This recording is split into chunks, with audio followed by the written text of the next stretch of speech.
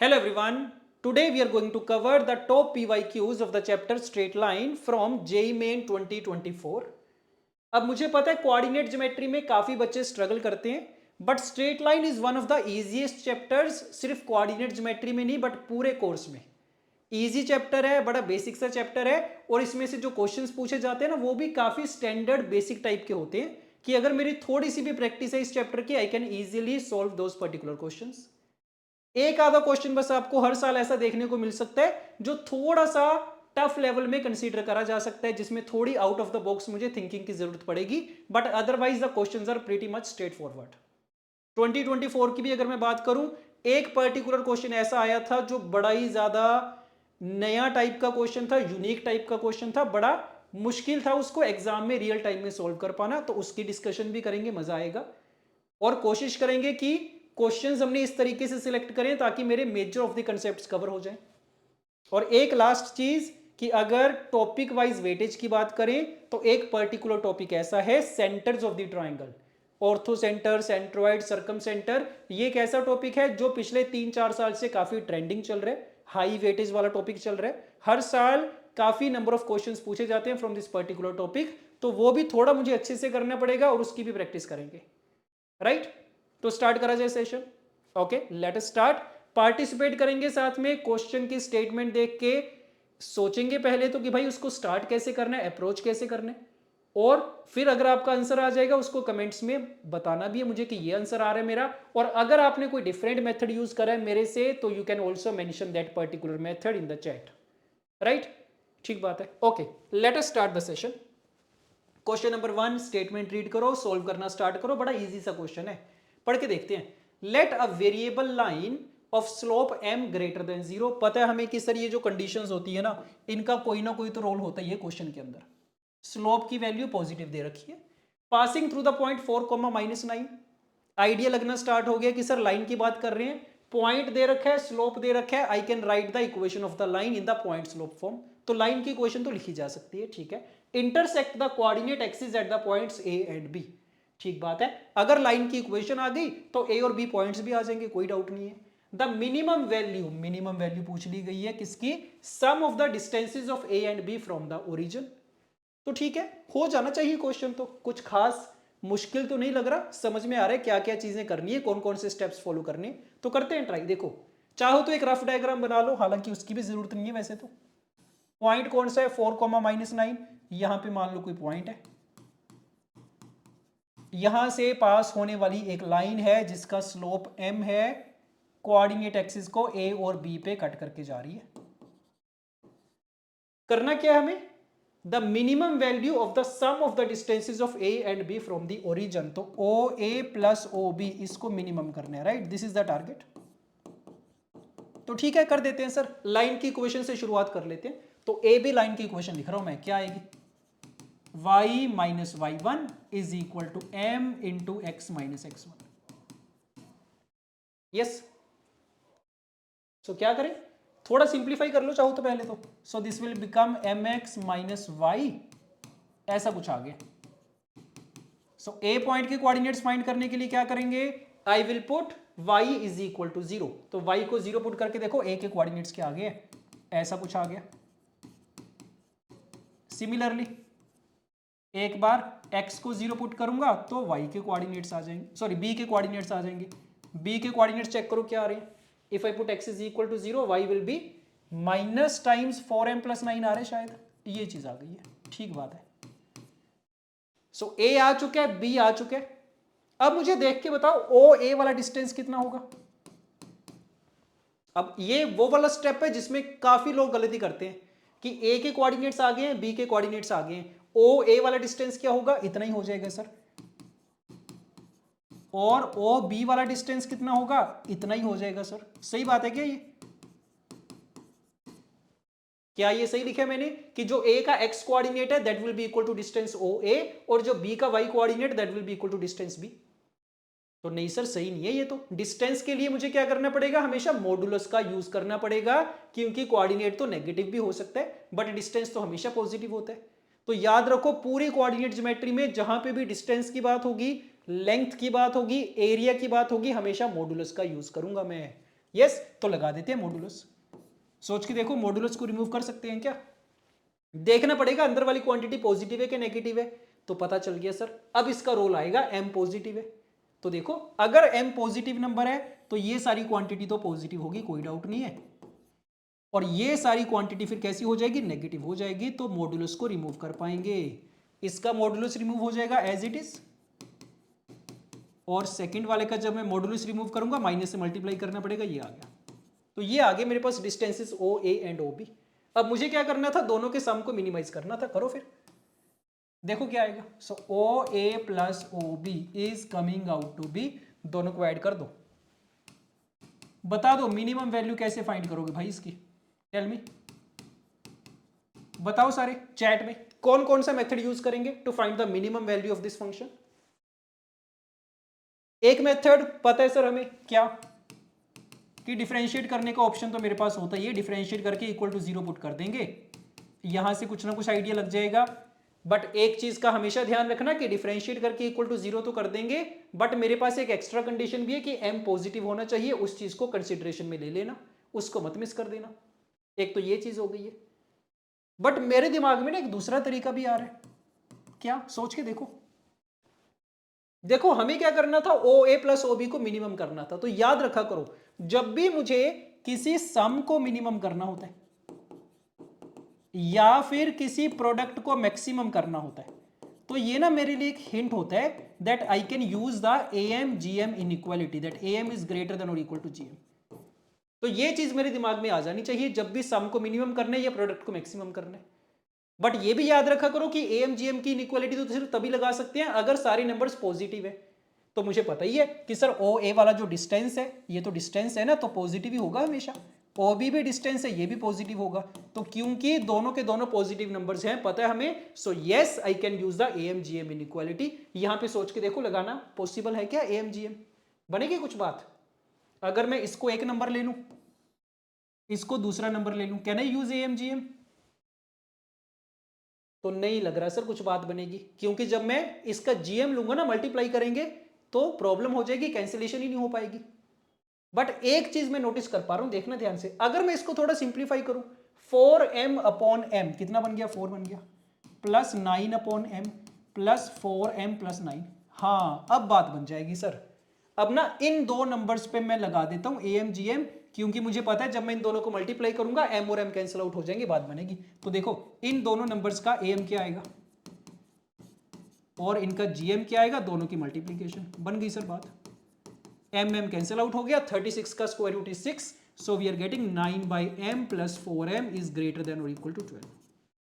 तो इसकी minimum value अगर 12 आ गई है, that means overall minimum value कितनी आ गई है? So O A plus O B minimum is equal to, ये 12 हो गया, और इसके अलावा 4 भी था, 9 भी था, so this should be the answer. 13 plus 12 is 25। Option 2 would be correct. Yes, so बढ़िया क्वेश्चन था। मिनिमा मैक्सिमा वाला कंसेप्ट का यूज हो गया, डिफरेंशिएट वाला ऑप्शन मेरे पास हमेशा होता है, बट एम जी एम वाला भी नेक्स्ट टाइम से याद रखूंगा मैं। ओके डन, ठीक बात है। Coming to the next question, बढ़िया क्वेश्चन है, ये भी इंटरेस्टिंग क्वेश्चन है। पढ़ो statement, let ABC is an isosceles triangle. ठीक बात है सर, आइसोसेलेस ट्राइंगल आ गई है, in which A is at -1, 0, angle A is 2π/3। अच्छा ऑब्ट्यूज एंगल दे दिया, ऑब्ट्यूज एंगल ट्राइंगल बन रही है, कोई बात नहीं, चलो। A B is equal to A C, ठीक बात है सर, आइसोसेलेस है तो दो साइड्स बराबर हो गई हैं, and B is on the positive x axis. क्या करें, एक रफ डायग्राम बना लें। डायग्राम बड़ी अच्छी सी बन जाएगी सर, ए भी एक्स एक्सिस के ऊपर है, बी भी एक्स एक्सिस के ऊपर है।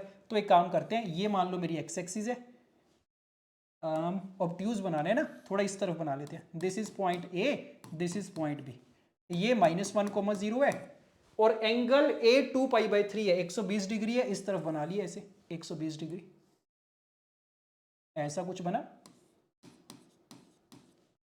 यस, और ए भी बराबर ए सी था, ये दोनों डिस्टेंसेस बराबर हैं, तो पता चल गया सर दो डिस्टेंसेस बराबर है ना, इनके अपोजिट वाले एंगल्स भी बराबर होंगे। तो कितने आ गए एंगल? 30-30 आ गए शायद ये, ठीक है, सही बात है, डन। और देखते हैं क्या इंफॉर्मेशन है। B is on the positive x axis, B कहां पे है? पॉजिटिव एक्स एक्सिस पे, तो इसके कोऑर्डिनेट्स कैसे होंगे? α, 0 मान लें क्या? नहीं, अल्फा तो उसने यूज कर रखा है बंदे ने, तो छोड़ दो, अल्फा नहीं मानेंगे हम, कुछ और मान लेंगे, h,0 मान लेते हैं। b को हमने मान लिया h,0। आगे देखते हैं क्या इन्फॉर्मेशन है। bc is equal to 4√3, bc की लेंथ दे रखी है 4√3, and the line bc intersects the line y is equal to x+3 at alpha comma beta. तो अल्फा बीटा फाइंड करने हैं। क्या बोला गया कि bc वाली जो लाइन है वो इस लाइन को इंटरसेक्ट कर रही है, तो मतलब इंटरसेक्शन पॉइंट फाइंड करने के लिए बोल रहे हैं सर। और इंटरसेक्शन पॉइंट अगर फाइंड करने हैं तो बीसी की इक्वेशन फाइंड करनी पड़ेगी। तो टारगेट हमारा क्लियर है कि बीसी की इक्वेशन चाहिए मुझे, इक्वेशन आ गई तो इंटरसेक्शन पॉइंट तो आ ही जाएगा। तो बताओ सोच के, ज्योमेट्री बेस्ड क्वेश्चन सा लग रहा है ना कि सर ट्राइंगल दे दी गई है, काफी सारी इंफॉर्मेशन दे दी गई है। अब ऐसे क्वेश्चन में जनरली कंफ्यूजन होती है कि कहां से स्टार्ट करूंगा मैं। यस, देख के बताओ भाई कहां से स्टार्ट करें। सारी इंफॉर्मेशन मैंने डायग्राम के ऊपर लिखी हुई है, देख के बताना स्टार्ट करो। बीसी की इक्वेशन चाहिए मुझे, तो पहला थॉट हमेशा क्या होगा कि सर इक्वेशन चाहिए तो पॉइंट फाइंड करने की ट्राई करेंगे, और दूसरा या तो स्लोप या फिर एक दूसरा पॉइंट फाइंड करने की ट्राई करेंगे। तो देखो स्लोप तो मेरे पास बीसी का है ही है, क्यों? क्योंकि सर ये तो ना एक्स एक्सिस चल रही थी मेरी पूरी, ये वाला एंगल 30 डिग्री है, तो बन गई बात। ये कितना हो गया 150 डिग्री हो गया। तो बीसी का स्लोप तो मुझे गिवन है tan 150 डिग्री, दैट इज -1/√3। आधा काम तो मेरा हो गया, एक चीज तो आ गई, स्लोप आ गया। बस अब एक पॉइंट चाहिए, तो किसी तरीके से या तो बी वाला पॉइंट आ जाए या सी वाला पॉइंट आ जाए, बात बन जाएगी। तो कौन सी कंडीशन अभी यूज करना बाकी है? अभी तो कुछ भी नहीं यूज करा हमने, ये भी यूज करना बाकी है, 4√3 भी यूज करना बाकी है। अब देखो मुझे एक हिंट मिल रहा है ऑलरेडी, क्या? कि सर ये जो 4√3 वाली लेंथ दे रखी है ना, देखो याद रखा करो, लेंथ को यूज करने के दो ही तरीके होते हैं। या तो मैं डिस्टेंस फॉर्मूला लगाऊंगा कि सर बी और सी के बीच में लगाएंगे डिस्टेंस फॉर्मूला, या फिर दूसरी चीज क्या होती है कि जब भी कोऑर्डिनेट ज्योमेट्री में डिस्टेंस गिवन होगा और एंगल गिवन होगा पर्टिकुलर एंगल पे, तो हमेशा आई can use the parametric form of the line. याद है पैरामेट्रिक फॉर्म? तो मैं तो इसमें पैरामेट्रिक फॉर्म का यूज करने की ट्राई कर रहा हूं। देखो ध्यान से क्या करें कि सर सी वाला जो पॉइंट है ना, वो बी पॉइंट से इतने यूनिट के डिस्टेंस की दूरी पे है।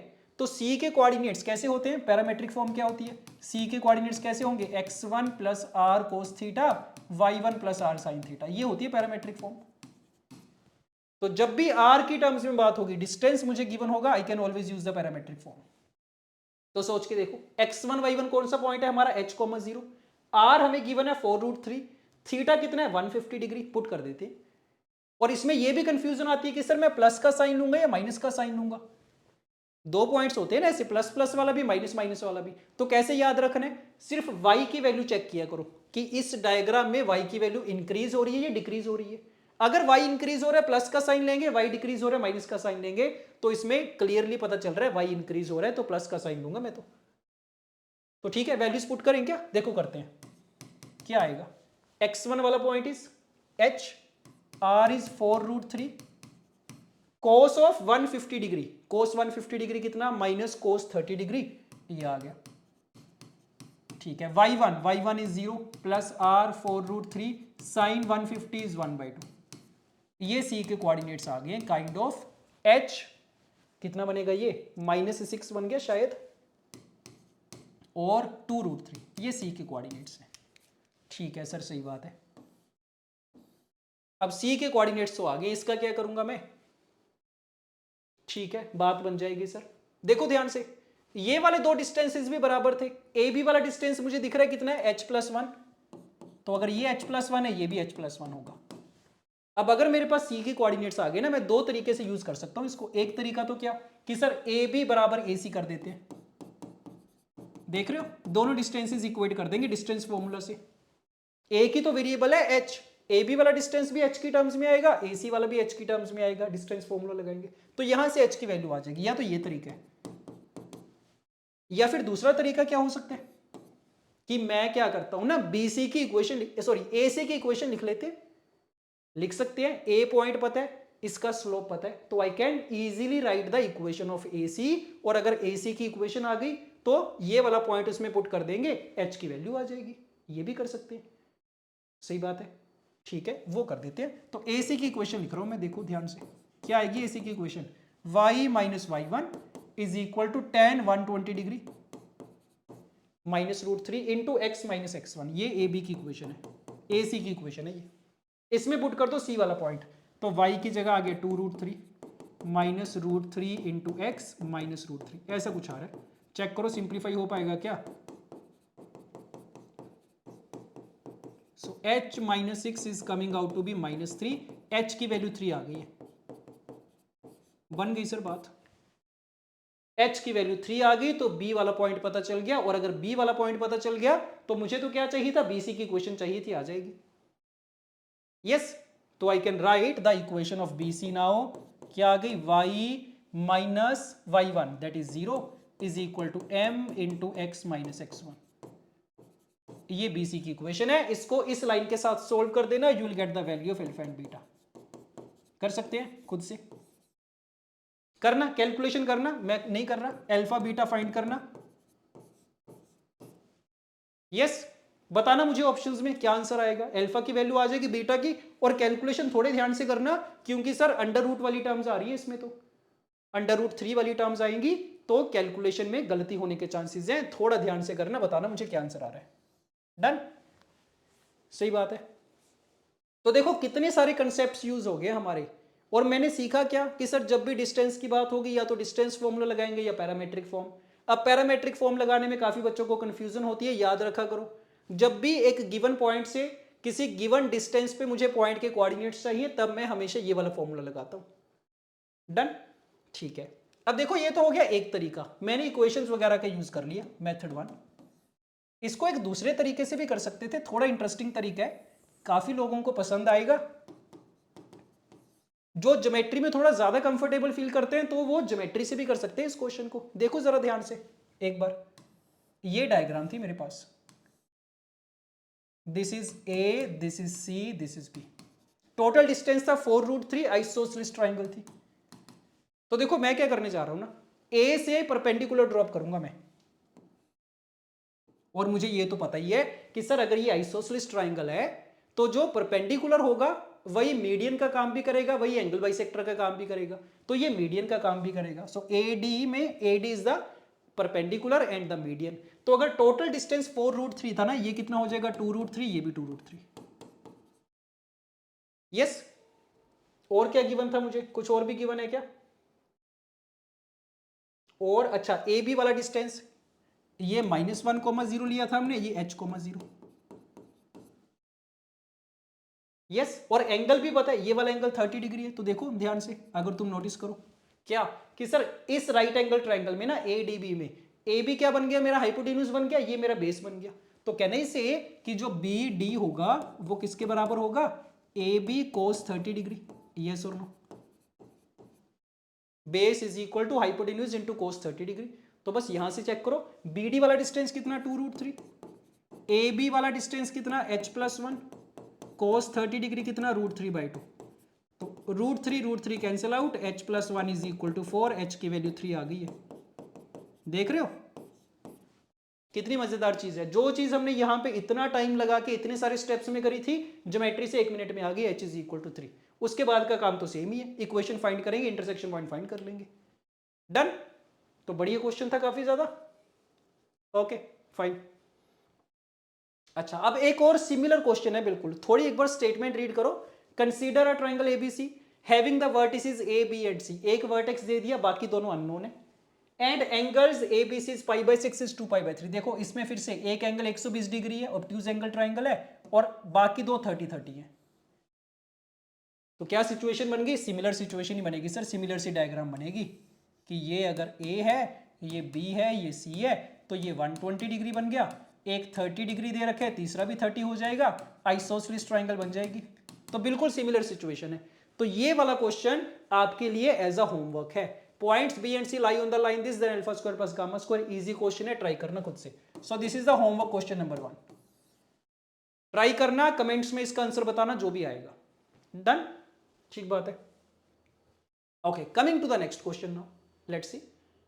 If the sum of squares of all real values of alpha for which the lines this and this, तीन lines given है, do not form a triangle। अच्छा तीन lines दे रखी है और कंडीशन है कि भाई तीनों ना ट्राइंगल नहीं बनानी चाहिए मिलके। Is p then the greatest integer less than or equal to p। तो थोड़ा आइडिया लग गया कि सर जो p की वैल्यू आ रही होगी ना वो कुछ फ्रैक्शंस में या डेसिमल में आ रही होगी, तभी ग्रेटेस्ट इंटीजर पूछा गया होगा। तो बताओ पढ़ के क्या करना चाहिए इसमें। बड़ा इंटरेस्टिंग क्वेश्चन है, थोड़ा सोचने वाला क्वेश्चन है। अगर मैंने दिमाग लगा लिया उसके बाद कैलकुलेशन वाला पार्ट तो कर ही देंगे हम लोग। तो देख के बताओ मुझे चैट में क्या लग रहा है भाई, कैसे यूज करें इस कंडीशन को कि ये 3 लाइंस मिलकर ट्राइंगल नहीं बनानी चाहिए। टेल मी, है कोई आइडिया? सोच के देखते हैं कि सर अगर एक प्लेन के अंदर 3 लाइंस रखी हुई है ना, उनमें क्या क्या रिलेशंस हो सकते हैं, सोचे। देखो एक तरीका तो, एक केस तो क्या हो सकता है कि वो ट्राइंगल बना ही देंगी। एक तो ये रिलेशन हो सकता है कि तीनों लाइंस मिलकर ट्राइंगल बना रही है। दूसरा केस कौन सा हो सकता है, सोचते जाओ बताते जाओ मुझे, और कौन सी पॉसिबिलिटी है। तो ऐसा हो सकता है सर कि तीनों की तीनों लाइंस ना कॉन्कुरेंट हो जाए, उस केस में तो ट्राइंगल नहीं बनेगी। ये हो गया सेकंड केस, कॉन्कुरेंट हो सकती है। तीसरा केस क्या हो सकता है कि सर तीनों लाइंस ना पैरेलल हो जाए, तो भी नहीं बनेगी ट्राइंगल। तो चौथा केस कौन सा हो सकता है कि सर 3 में से ना 2 लाइंस पैरेलल हो जाए, तीसरी इंटरसेक्टिंग हो जाए, तो भी नहीं बनेगी। देख के बताओ इन 4 के अलावा कोई और केस हो सकता है क्या 3 लाइंस के बीच में। अब कुछ लोग बोलेंगे कि सर 2 लाइंस ना सेम हो सकती है, एक के ऊपर एक आ सकती है, तो वो वाला केस नहीं लेके चल रहा मैं, एज्यूम करने की तीनों लाइंस डिफरेंट है। अगर सेम होगी तो फिर तो इक्वेशन भी सेम ही आ जाएगी, कोई डाउट ही नहीं है उसमें। तो और देखने भी पता चल रहा है सेम होने की पॉसिबिलिटी है ही नहीं है। यस, तो देख के बता दो यही 4 केसेस बनेंगे। हाँ जी सर सही बात है। मुझे क्या चाहिए, do not form a triangle चाहिए, तो मतलब ये वाला केस लेना पड़ेगा, ये लेना पड़ेगा, ये लेना पड़ेगा। तो बेसिकली इफेक्टिवली 2 ही केसेस है कि या तो कॉन्कुरेंट लाइंस हो जाए या फिर कम से कम 2 लाइंस पैरेलल हो जाए। तो ये 2 केसेस लेके सोल्व कर लेते हैं। पैरेलल की कंडीशन लगानी आती है मुझे, कॉन्कुरेंट की कंडीशन लगानी आती है, अल्फा की वैल्यूज आ जाएंगी, काम खत्म है। यस हो जाएगा। अब तो यही था सोचने वाला काम, तो अब कर दो जल्दी से। तो पहला केस ले रहा हूं मैं, case 1, when the lines are concurrent. Concurrency की कंडीशन पता है क्या हमें? हाँ जी सर, कोफिशिएंट से बनने वाला डिटर्मिनेंट 0 होता है। करो, पहली इक्वेशन के कोफिशिएंट्स 2 - 1 3, सेकंड के कोफिशिएंट्स 6 3 1, थर्ड के alpha 2 and -2, this should be equal to 0।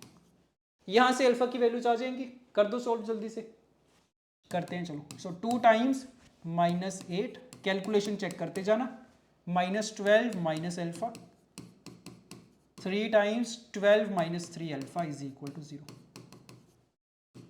So कितना बना, कांस्टेंट टर्म्स देखो, -16 -12 -28 +36, 8 आ गया।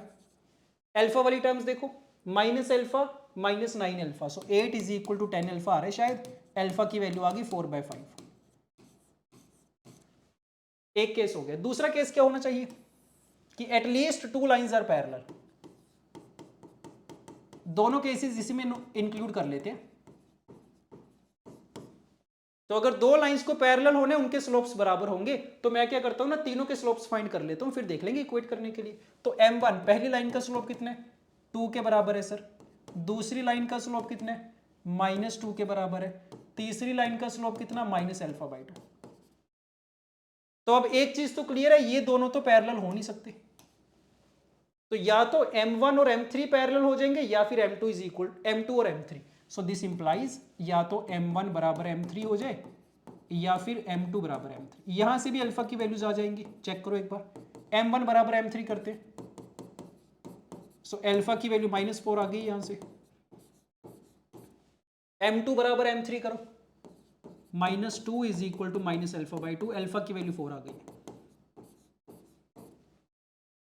इतनी सारी वैल्यूज आ चुकी है मेरे पास अल्फा की।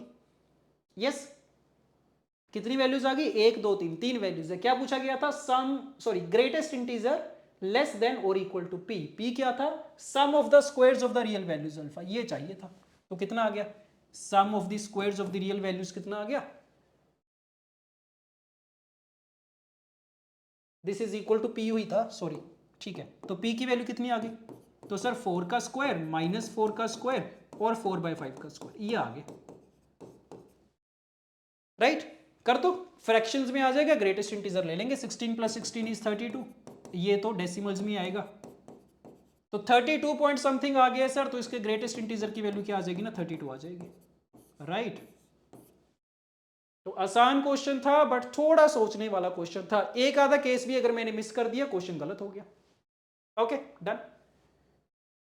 Coming to the next question, ये भी बड़ा इंटरेस्टिंग सा क्वेश्चन है, इजी क्वेश्चन है बट इंटरेस्टिंग है, थोड़ा सा दिमाग लगाने वाला है। Let A and B are 2 points, 2 points हैं, ठीक है, and P is a variable point, variable point आ गया above the line A B. अब देखो ऐसी जो इंफॉर्मेशन होती है ना, अबव दे रखा है, बिलो दे रखा है, लेफ्ट दे रखा है, राइट दे रखा है, इन दे रखा है, आउट दे रखा है, तो ध्यान रखा करो इस चीज का, इसका कोई ना कोई रोल पक्का होगा, कोई डाउट नहीं है। और काफी बार मुझे डायग्राम बनानी पड़ती है तब जाके थोड़ा आइडिया लगता है कि अबव का मतलब क्या है, नहीं तो पता ही नहीं चलेगा। देखते हैं चलो। Such that the area of triangle PAB, area of triangle दे रखा है। जिस भी क्वेश्चन में एरिया ऑफ ट्राइंगल की बात आएगी, दो फॉर्मूलाज होते हैं मेरे पास, एक half into base into height जो बचपन से करते आ रहे हैं, काफी क्वेश्चन तो यहीं से सोल्व हो जाते हैं। अगर यहां से नहीं बात बनेगी तो मुझे पता है डिटर्मिनेंट वाला तरीका भी होता है, हाफ इंटू डिटर्मिनेंट वाला मॉडुलस के साथ, ये भी एक तरीका है। तो दो मेथड होते हैं मेरे पास एरिया के लिए, ठीक है। एरिया दे रखे, दो वर्टिसेस दे रखे, तीसरा is the variable point, then the locus of P is this, locus का क्वेश्चन भी आ गया साथ में, लोकस की बात कर रहे हैं, is this, then 5a + 2b is. तो लग रहा है इजी क्वेश्चन लग रहा है कि सर दो वर्टिसेस हैं, तीसरा वर्टेक्स पी, उसका लोकस फाइंड करने, तो मैं क्या करूंगा, जिसका भी लोकस फाइंड करना हो तो उसको h, k मान लिया जाता है, पता है हमें। तो तीनों वर्टिसेस आ गए हैं, एरिया ऑफ ट्राइंगल का फॉर्मूला लगा देते हैं। यस, तो ए पता है, बी पता है, पी पता है, एरिया ऑफ ट्राइंगल पीएबी का फॉर्मूला लगा दो, half into base into height से तो कुछ बात बनेगी नहीं, डिटर्मिनेंट वाला लगा देते हैं। तो देखो लगाते हैं, so area would be 1/2 determinant of, देखते जाना, x1 x2 x3 y1 y2 y3 1 1 1 equal to कितना लिखे, 10 लिख देते हैं, ठीक है। इस वाले स्टेप में गलती करेंगे काफी लोग, क्यों, क्योंकि सर फॉर्मूला में ना मॉडुलस भी तो होता है, क्योंकि एरिया की बात कर रहे हैं, तो ध्यान रखना यहां पे पूरा मॉडुलस होता है। अगर मैं मॉडुलस को रिमूव करूंगा दो केसेस बनेंगे, +10 और -10। तुमने मॉडुलस नहीं लगाया, क्वेश्चन गलत हो गया, एक केस ही कम हो गया तुम्हारा। यस, तो अब सोल्व करो आगे।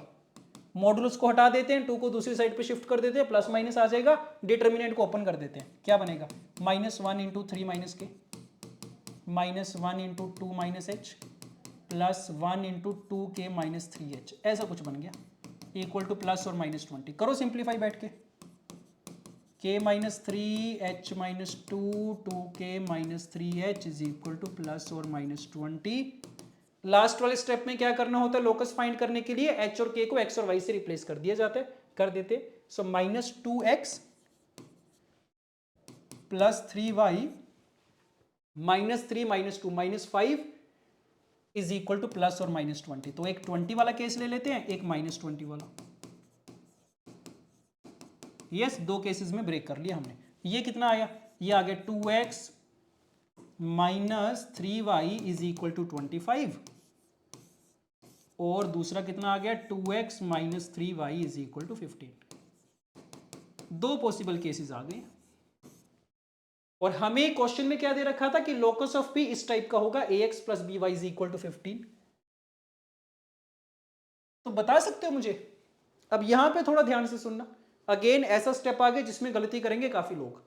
हमने लोकस फाइंड करना था, हमने करा, दो पॉसिबल आंसर आ गए मेरे, या तो ये वाला आएगा या फिर ये वाला, दोनों में से एक आंसर अगर मुझे चाहिए। इसने दे रखा कि भाई ऐसा होगा लोकस, तो मुझे बता सकते हो कि अगर ये इस टाइप का लोकस आएगा तो मेरा आंसर ये आना चाहिए या फिर ये आना चाहिए। अब काफी लोग तो देख के डायरेक्टली बोल देंगे कि सर राइट हैंड साइड में 15 चाहिए ना, तो यही वाला आएगा, फिर तो कोई डाउट ही नहीं है। तो ये वाला मेरा सही आंसर आना चाहिए, ए की वैल्यू 2 आ जाएगी, बी की वैल्यू -3 आ जाएगी, सही बात है क्या। तो 5a + 2b चेक करो कितना आ गया, 5a is 10, 2b -6, 10 - 4, 10 - 6, 4 would be the answer. तो लो जी, ऑप्शन में भी प्रेजेंट है, मार्क करके आ जाऊंगा मैं, -1 नंबर लेके आ जाऊंगा। यस, ये गलत करा है हमने, क्यों गलत करा है, देखो पहले तो ना मेरा लॉजिक ही गलत है। मैंने क्या बोला कि सर यहाँ पे 15 है, यहाँ पे 15 है, इसीलिए इसी को कंपेयर कर पाएंगे, पता चल गया आंसर सही है। बट तुम सोच के देखो कि इसको भी तो कंपेयर करा जा सकता है ना, ये भी तो सही हो सकता है, क्योंकि मुझे तो सिर्फ कांस्टेंट टर्म में 15 बनानी है, वो तो यहाँ पे भी बना सकते हैं, कौन सी बड़ी बात है। कैसे बनाओगे इसको 15, क्या करें, 5 से डिवाइड कर देते हैं सर, 3 से मल्टीप्लाई कर देते हैं, कांस्टेंट टर्म को तो एडजस्ट करना पॉसिबल है ये। तो अगर मैं 3/5 से मल्टीप्लाई कर दूं इसको, ये चीज देखो, ये भी तो बन गया उसी वाले फॉर्मेट में, ax plus b y is equal to 15, तो इसके कोरस्पॉन्डिंग a की वैल्यू कितनी आ गई है, 6/5 आ गई है, b की वैल्यू कितनी आ गई है, -9/5। अब चेक करते हैं 5a प्लस 2b कितना आएगा, क्या पता ये ऑप्शंस में प्रेजेंट ही ना हो। 5a कितना आ गया 30/5 प्लस 2b कितना आ गया -18/5, 12/5 आ गया। सो 12/5 है क्या, 12/5 तो नहीं है sir,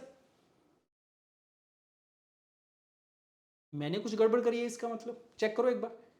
this would be a is 6/5, सही बात है, b इज -9/5, ये भी सही बात है। क्या पूछा गया था 5a plus 2b, so 5a is 30/5, 2b is -18/5, 12/5 आ गया।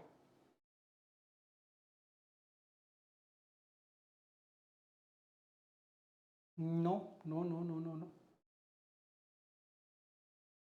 यहाँ पे -25 था, so sorry, this is -25, 2x -3y, हाँ जी sorry, this is -15, so this will become -6/5 plus 9/5 this, so a की value would be -6/5, b is 9/5, so sorry, so 5a plus 2b -30/5 plus 18/5 -12/5। तो देखो यहां से दूसरे वाले केस से जो मेरा आंसर आ रहा है ना -12/5 आ रहा है, वो भी हमारे ऑप्शंस में गिवन है। तो यहां पे आके गड़बड़ हो गई है, दोनों के दोनों आंसर मैच कर रहे हैं, दैट मीन्स हमें किसी ना किसी तरीके से पता करना पड़ेगा दोनों में से सही कौन सा है। तो क्या लग रहा है कैसे पता करेंगे, तो ये वाली कंडीशन मैंने मिस करी थी sir, above the line A B, कि जो भी पी का लोकस आएगा ना, एक स्ट्रेट लाइन आएगी, पता चल रहा है हमारे पास भी स्ट्रेट लाइन आ रही है, वो वाली लाइन कैसी होनी चाहिए, गिवन लाइन के ऊपर लाई करनी चाहिए, ए बी के ऊपर लाई करनी चाहिए। तो सोच के देखो, ए बी मेरे पास एक लाइन है, ए के कोऑर्डिनेट्स पता है -1,1, बी पता है 2,3, यस। तो ये वाली जो लाइन आ रही है मेरी लोकस वाली, ये ए बी के ऊपर होनी चाहिए। तो क्या चेक कर सकते हैं कौन सी लाइन ए बी के ऊपर आएगी, तो पहले तो ये डाउट आएगा कि सर ऊपर नीचे का क्या मतलब है, कोई भी अगर लाइन आएगी तो वो तो इसको इंटरसेक्ट करेगी ना, तो कुछ पोर्शन ए बी के ऊपर होगा, कुछ पोर्शन नीचे होगा। तो अबब का मतलब क्या है, अबब का मतलब तो तभी सेंस बनाएगा अगर लाइन कैसी हो, पैरेलल हो। तो पहले तो ये चेक करके देखो लाइन पैरेलल है क्या, ए बी का स्लोप कितना, ए बी का स्लोप इज 4/3, 2/3 है सॉरी, 4/3 नहीं है। और इस लाइन का स्लोप कितना है, ये भी 2/3 है, ये भी 2/3। हाँ जी सर, एक बात पक्की है, सारी पैरेलल लाइंस हैं, तो इसको अगर मैं L1 लाइन बोल दूं, इसको L2 लाइन बोल दूं, एक ऊपर की तरफ आएगी, एक नीचे की तरफ आएगी, जो पी पॉइंट का लोकस है, यस। तो बता सकते हैं कौन सा ऊपर आएगा कौन सा नीचे आएगा। अब अगेन अगर ऊपर नीचे की बात आएगी तो मैं कोऑर्डिनेट एक्सिस पे बना के देख लूंगा, तो थोड़ा सा आइडिया ले लो, थोड़ा सा हिंट ले लो, पता चल जाएगा। ए है -1,1, सो -1,1 मतलब यहां पे आ गया लेटर से, और B point is 2,3, so B is 2,3 यहां पे, ये है ए बी वाली लाइन। चेक करो L1 वाली ऊपर आएगी या L2 वाली, प्लॉट करके देखें L2 वाली लाइन कैसी आएगी, x इंटरसेप्ट पॉजिटिव है, y इंटरसेप्ट नेगेटिव है, तो x अगर पॉजिटिव है y नेगेटिव है, ये तो नीचे से जाएगी सर, कोई डाउट ही नहीं, यस। तो ये L2 वाली लाइन नीचे से जा रही है, और L1 वाली लाइन में x इंटरसेप्ट नेगेटिव है, y पॉजिटिव है, ये ऊपर से जा सकती है। So this is my L1, so L1 is the correct answer जो ए बी के ऊपर लाई कर रही है, so this will be the correct option, that means -12/5 is the correct answer. ये गलत हो गया, डन। तो इजी क्वेश्चन था, बट एक उसने एक्स्ट्रा कंडीशन दे दी अबब वाली, उसके कारण कंफ्यूज हो गए हैं। दूसरा, इसने चालाकी से यहां पे 15 दे दिया, उसके कारण कंफ्यूजन होगी, देख के हमें लग गया कि सर यही वाला मैच करेगा, कंपेयर कर पा रहे हैं, बट कांस्टेंट टर्म को तो हमेशा एडजस्ट करा ही जा सकता है, डन, ठीक बात है, okay. Coming to the next question, let R is the interior region between the lines this and this. अब अगेन इंटीरियर की बात हो रही है, बताया था कि इन आउट की जब बात होती है डायग्राम की हेल्प लेनी पड़ती है थोड़ी, तभी आइडिया लगता है। R is the interior region between these two lines containing the origin, फिर से डायग्राम बनाएंगे तभी आइडिया लगेगा सर ओरिजिन कहां पे है। Then the values of a for which the points lie in R, तो क्या लग रहा है कौन से कंसेप्ट के ऊपर बेस्ड है कि sir position of 2 points with respect to a line वाला जो कंसेप्ट होता है उसके ऊपर बेस्ड है। हो जाना चाहिए, आसानी होता है ये वाला कंसेप्ट। तो एक काम करते हैं, डायग्राम बना लेते हैं जल्दी से, चेक करो। इसका नाम रख देते हैं L1, इसका नाम L2। L1 वाली लाइन बनाओ, x intercept is -1/3, y intercept is 1। तो मान लो ये लाइन है, this is -1/3 and this is 1, ये हो गई है L1। L2 वाली लाइन चेक करो, x intercept is 5, y is 5/2, तो इसके ऊपर से जाएगी, 5/2 है तो ये हो गया 5 और ये हो गया 5/2। ठीक है, कौन सा रीजन चाहिए? इन दोनों लाइंस का interior region and containing the origin, इनके अंदर वाला रीजन होगा और ओरिजन को कंटेन करना चाहिए, मतलब इस रीजन की बात कर रहे हैं सर, ओरिजन तो इसी के अंदर है। सो ये है रीजन आर, इसको नाम दिया गया रीजन आर। कौन सा पॉइंट लाई करवाना है मुझे इसके अंदर? ये वाला पॉइंट a² a+1, इसको कुछ नाम दे दें तो इसको मान लेते हैं ये पॉइंट P है, इसके कोऑर्डिनेट्स हैं a² a+1। तो बता दो क्या कंडीशन लगाओगे, टेल मी। क्या सिचुएशन आ गई है? देखो ध्यान से सुनना, सिचुएशन क्या है ना, दो लाइंस हैं एक पॉइंट है, बट मैंने जो कंसेप्ट सीखा होता है वो कौन सा होता है, दो पॉइंट्स एक लाइन के लिए।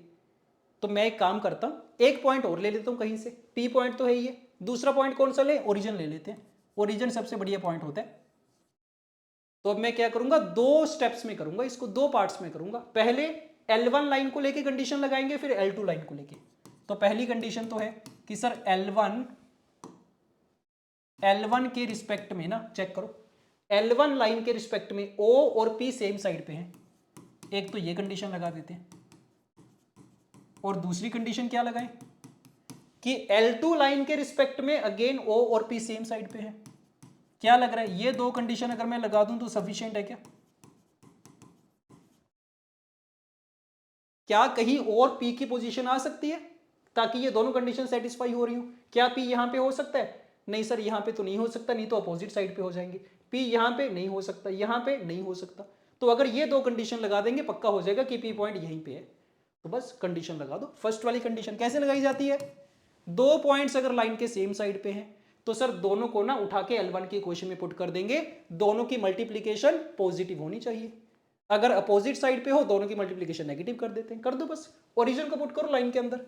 तो 0 - 0 + 1, यस, P वाले पॉइंट को पुट करते हैं L1 लाइन के अंदर, क्या बनेगा, 3a² - a - 1 + 1 > 0। ये इनइक्वालिटी बन गई, सोल्व कर ले इसको, कर दो, हो जाएगा 3a² - a > 0, a कॉमन आ गया, 3a - 1 > 0, फैक्टर्स बन गए हैं, इनइक्वालिटी आ गई है, वेवी कर्व मेथड लग जाएगा। एक 0 पे 0 हो रहा है, एक 1/3 पे, प्लस माइनस प्लस होता है, तो a की वैल्यूज मेरे पास आ गई हैं, -∞ से 0 यूनियन 1/3 से इन्फिनिटी। तो पहली कंडीशन से तो a की ये वैल्यूज आ गई। दूसरी कंडीशन लगाएंगे, O और P should be on the same side of L2, same काम L2 के लिए करना है, इसमें ओरिजिन को पुट करेंगे, -5 आ गया, पॉइंट को पुट कर दो, सो a² + 2 टाइम्स a + 1 करेंगे तो ये आ गया, -5 करेंगे > 0। -5 नेगेटिव नंबर है, डिवाइड करवा देंगे सर, इनइक्वालिटी ना रिवर्स हो जाएगी, तो a² + 2a - 3 < 0, फैक्टर्स भी बन गए हैं, a + 3 a - 1 < 0, wavy curve method लगाएंगे तो a की वैल्यूज आ जाएंगी -3 से 1। तो दोनों में से a के सॉल्यूशंस आ गए मेरे पास, a की वैल्यूज आ गई हैं। क्या करना है, दोनों का इंटरसेक्शन लेना है। तो बता दो देख के, दोनों में से कॉमन वैल्यूज कौन सी होंगी? नेगेटिव में तो सर -3 से लेके 0 होंगी, और पॉजिटिव में, नेगेटिव में है -3 से 0 और पॉजिटिव में 1/3 से 1 होंगी क्या? हाँ जी, यही लग रहा है, ये वाली वैल्यूज आ जानी चाहिए a की। चेक करो ऑप्शंस में है क्या? तो हाँ जी, option 2 would be correct, yes. तो इजी क्वेश्चन था, बस करना वही है, एक लाइन चाहिए, दो पॉइंट्स चाहिए, तभी मैं कंसेप्ट का यूज कर पाऊंगा। तो अगर पॉइंट दो नहीं है तुम्हारे पास, एक ही है, कोई भी अपनी मर्जी का पॉइंट ले लो, बट मोस्टली ओरिजिन को यूज करा जाता है, और इसमें तो इसने ओरिजिन खुद से ही दे रखा था। अगर कुछ और दे रखा होता ना कि एक ऐसा रीजन बनाओ which contains the point let us से 1,2, फिर मैं क्या करता, ओरिजिन की जगह 1,2 को रेफरेंस ले लेते, कोई बड़ी बात नहीं है उसमें। Done. Okay, coming to the next question. अब ये वो वाला क्वेश्चन है, द अमेजिंग क्वेश्चन, जिसकी मैं बात कर रहा था कि भाई एग्जाम में ये वाला क्वेश्चन अगर आ गया तो बड़ा मुश्किल है इसको सोल्व करना, लेंथी भी है और सोचने की टर्म्स में भी काफी मुश्किल है। तो स्टेटमेंट पढ़ो, देख के बताओ कुछ आइडिया लग रहा है तो। यस, तो सारे लोग स्टेटमेंट पढ़ के ना मुझे चैट में बताना क्या आइडिया लग रहा है, कहां से स्टार्ट करूंगा इसको मैं। पढ़ के देखते हैं। The vertices of a triangle are ABC. Complete triangle given है, तीनों वर्टिसेस गिवन है। A new triangle is formed by shifting the sides of the triangle by 1 unit on inwards. तो क्या बोला गया कि भाई जो गिवन ट्राइंगल थी उसकी हेल्प से एक नई ट्राइंगल बनाइए, कैसे? By shifting the sides of the triangle by 1 unit inwards. तो थोड़ा थोड़ा आइडिया लग रहा है कि सर अगर ओरिजिनल ट्राइंगल ये थी ना ए बी सी वाली, तो हमने क्या करा, तीनों साइड्स को एक एक यूनिट अंदर शिफ्ट कर दिया। तो इनवर्ड्स का मतलब समझ में आ रहा है, ए बी को भी अंदर की तरफ शिफ्ट करेंगे ट्राइंगल के अंदर, ए सी को भी अंदर, बी सी को भी अंदर। तो जो नई ट्राइंगल बन रही होगी वो कुछ ऐसी बन रही होगी। ठीक है, समझ में आ रहा है, ये बोलना चाह रहे हैं A dash B dash C dash. Then the equation of the side of the new triangle nearest to the origin. पूछा क्या गया कि सर जो नई ट्राइंगल बनेगी उसकी वो वाली साइड की इक्वेशन फाइंड करनी है जो ओरिजिन के नियरेस्ट है। अब प्रॉब्लम कहां पे आ रही है इसमें?